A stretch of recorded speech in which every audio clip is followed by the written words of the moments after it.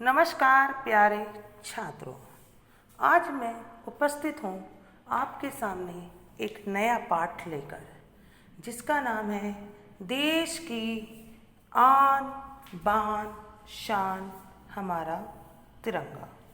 कि देश की आन बान इज्जत शान गौरव हमारा तिरंगा। कि जो हमारा तिरंगा है, तिरंगा क्या है? हमारा राष्ट्रीय ध्वज, वह हमारे देश की आन बान शान है। तो पाठ को पढ़ने से पहले हम पाठ के विषय में जानेंगे। इस पाठ में तिरंगे झंडे के बारे में बताया गया है कि जो हमारा राष्ट्रीय ध्वज है वह कैसा होना चाहिए और उसका आकार जो है वह कितना होना चाहिए। साथ में यह भी बताया गया है कि राष्ट्रीय ध्वज को कब कब फहराया जाता है और कब कब उसको आधा झुका दिया जाता है। इसके साथ ही हम इस पाठ में यह जानेंगे कि अगर राष्ट्रीय ध्वज क्षतिग्रस्त हो जाए, फट जाए, तो हमें उसका क्या करना चाहिए। और राष्ट्रीय ध्वज में बने हुए राष्ट्रीय ध्वज में जो 3 रंग हैं वह किस किस बात को हमें याद दिलाते हैं या किस किस चीज़ का प्रतीक है। तो चलिए अब हम पाठ पढ़ते हैं। हमारा राष्ट्रीय ध्वज हमारे स्वतंत्र भारत का सम्मान है। कि जो हमारा राष्ट्रीय ध्वज है वह क्या है? हमारे स्वतंत्र का मीनिंग होता है आज़ाद भारत का सम्मान है, आदर है। इस पाठ के माध्यम से विद्यार्थियों को देश प्रेम एवं देशभक्ति के लिए प्रेरित किया गया है। कि इस पाठ में क्या हुआ है? इस पाठ के माध्यम से जो विद्यार्थी हैं, जो पाठ को पढ़ रहे हैं, उनके अंदर देश प्रेम व देशभक्ति करने के लिए प्रेरित किया गया है कि वह अपने देश से प्रेम करें। तिरंगे का चक्र हमें निरंतर प्रगति के पथ पर आगे बढ़ने का संदेश देता है। और जो तिरंगे का चक्र है, जो तिरंगे के बीच में अशोक चक्र बना हुआ है, वह हमें निरंतर प्रगति, निरंतर आगे बढ़ने की प्रेरणा देता है। तो अब हम पाठ को पढ़ना शुरू करेंगे। किसी भी स्वतंत्र राष्ट्र के कुछ चिन्ह होते हैं। किसी भी स्वतंत्र मतलब होता है आज़ाद राष्ट्र, देश के कुछ चिन्ह होते हैं जो उस देश का सम्मान वह पहचान होते हैं। कि जो उस देश के लिए आदर व पहचान होते हैं। पहचान का मीनिंग क्या? पहचान होते हैं, मान लो कहीं पर हमारे देश के लोग कुछ खेलने के लिए जाते हैं या कुछ मतलब प्रधानमंत्री जो जाते हैं वो उसके लिए वार्तालाप के लिए जाते हैं, तो आपने देखा होगा कि वहाँ पर हमेशा तिरंगा झंडा लगा होता है। तो वह तिरंगा झंडा ही क्या है? भारत की पहचान है। तो वह पहचान होते हैं। जैसे अब ऐसे कौन कौन से चिन्ह हैं जो किसी देश की पहचान होते हैं? राष्ट्रीय ध्वज, राष्ट्रीय गान, राष्ट्रीय गीत, राष्ट्रीय फूल, राष्ट्रीय पशु, राष्ट्रीय पक्षी इत्यादि मतलब और भी हैं। अब इनमें से अब हम अपने देश के बारे में आते हैं कि हमारा राष्ट्रीय ध्वज क्या है? तिरंगा। राष्ट्रीय गान जन गण मन, राष्ट्रीय गीत वंदे मातरम, राष्ट्रीय फूल कमल, राष्ट्रीय पशु चीता और राष्ट्रीय पक्षी मोर। तो ये जो हैं, ये जो हमारे देश के क्या है? पहचान है और आदर का प्रतीक है। ठीक है, अब हम आगे पढ़ते हैं। हमारे देश के राष्ट्रीय ध्वज का नाम तिरंगा है। कि ये जो राष्ट्रीय प्रतीक दिए गए हैं, जो राष्ट्रीय सम्मान दिए गए हैं, ये जो राष्ट्र की पहचान बताए गए हैं, उनमें से ही आज हम एक के बारे में पढ़ना जा रहे हैं, जो है राष्ट्रीय ध्वज। तो झंडे के हमारे देश के राष्ट्रीय ध्वज का नाम तिरंगा है। कि जो हमारा राष्ट्रीय ध्वज है उसका नाम तिरंगा है। क्यों है तिरंगा? क्योंकि उसमें 3 रंग है। यह नाम हमारे झंडे के तीनों रंगों को निर्देशित करता है, कि ये बताता है कि 3 रंग हैं, इसीलिए इसे तिरंगा कहा गया है।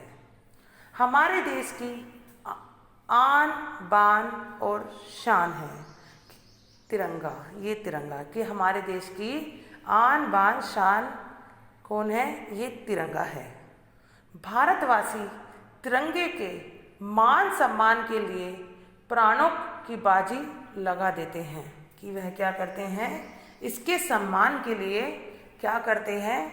मतलब अपने प्राणों की बाजी तक लगा देते हैं। वास्तव में राष्ट्रीय ध्वज की अपनी गाथा है, जो अपनी स्वतंत्रता की कहानी है।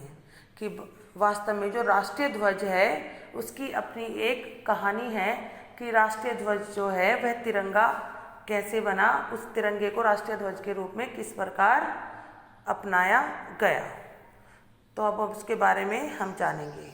स्वतंत्रता प्राप्ति के बाद, कि स्वतंत्रता प्राप्ति की 15 अगस्त 1947 को हमें आज़ादी मिली थी, उसके बाद राष्ट्रीय ध्वज के स्वरूप निर्धारण की बात आई, कि उसके बाद यह सोचा गया कि एक राष्ट्रीय ध्वज होना चाहिए और उसके स्वरूप मतलब वो है कैसा होना चाहिए, उसके निर्धारित करने के लिए बातें आई। तब तिरंगे को थोड़े से परिवर्तन के साथ राष्ट्रीय ध्वज स्वीकार लिया गया। कि जब क्या हुआ, जब तिरंगे को थोड़े से परिवर्तन के साथ राष्ट्रीय ध्वज, कि आपको ये चित्र में दिखाई दे रहा है, पहले जो ऐसा था हमारा, लेकिन बाद में इसको चरखे को हटाकर हमने क्या किया, यहाँ पर अशोक चक्र कर लिया गया, कि थोड़े से परिवर्तन के साथ राष्ट्रीय ध्वज स्वीकार लिया गया। उससे पहले चक्र के स्थान पर चरखा था, कि उससे पहले क्या था, अब तो राष्ट्रीय ध्वज में बीच में चक्र बना हुआ है जो देश की प्रगति का प्रतीक है, लेकिन स्वतंत्रता प्राप्ति से पहले उसके बीच में क्या बना हुआ था? चरखा बना हुआ था। हमारे राष्ट्रीय ध्वज में 3 रंग होते हैं, कि हमारे राष्ट्रीय ध्वज में कितने रंग होते हैं? 3, केसरिया, सफ़ेद और हरा। झंडे की लंबाई और चौड़ाई में 3 और 2 का अनुपात होता है। मतलब 3 तो वो मतलब वैसे होता है चौड़ा, और 2 वो क्या होता है? लंबा, कि 3:2 का होता है। सबसे ऊपर केसरिया रंग है। अब इसके रंगों के बारे में जान रहे हैं हम।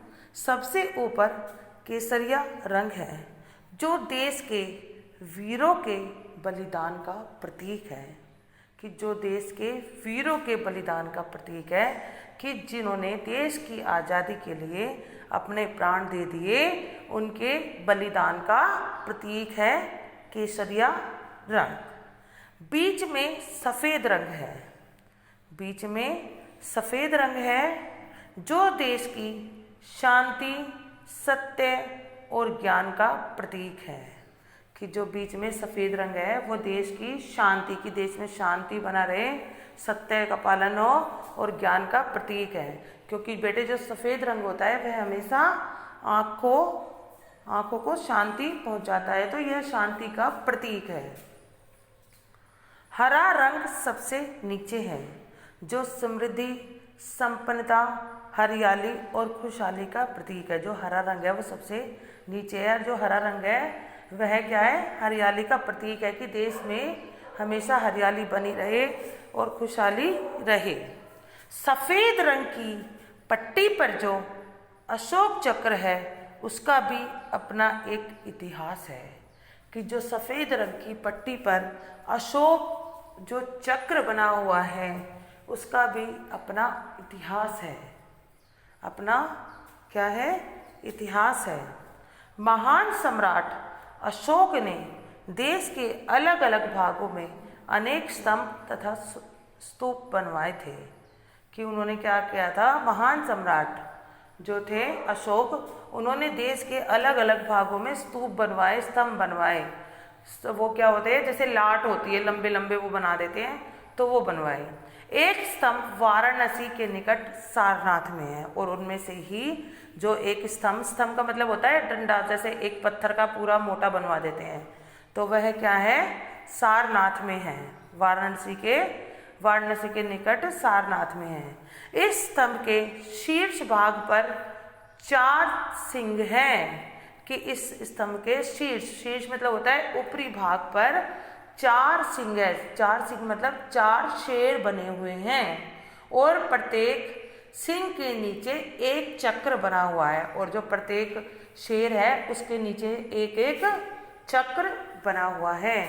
अशोक का यह धर्म चक्र सदाचार और उच्च आदर्शों का प्रतीक है, कि जो अशोक का यह धर्म चक्र है यह सदाचार मतलब अच्छे व्यवहार, उच्च आदर्शों का प्रतीक है, कि हमें अपने उच्च आदर्श रखने चाहिए का प्रतीक है। आज यही चक्र हमारी प्रगति और विकास का द्योतक है, कि आज जो यही चक्र है वह हमारे राष्ट्रीय ध्वज में प्रगति और विकास के रूप में का प्रतीक है। द्योतक का मतलब होता है प्रतीक है। राष्ट्रीय ध्वज के चक्र में 24 तीलियां हैं, कि राष्ट्रीय ध्वज है उसके चक्र में क्या है, 24 तीलियां हैं, जो 24 घंटों को दर्शाती हैं। जो क्या करती हैं, 24 घंटे को दर्शाती हैं। 24 तीलियां हैं जो 24 घंटों को दर्शाती है, कि एक दिन में क्या होते हैं, 24 घंटे होते हैं। अब जो इससे आगे वाला पाठ है वह हम कल पढ़ेंगे।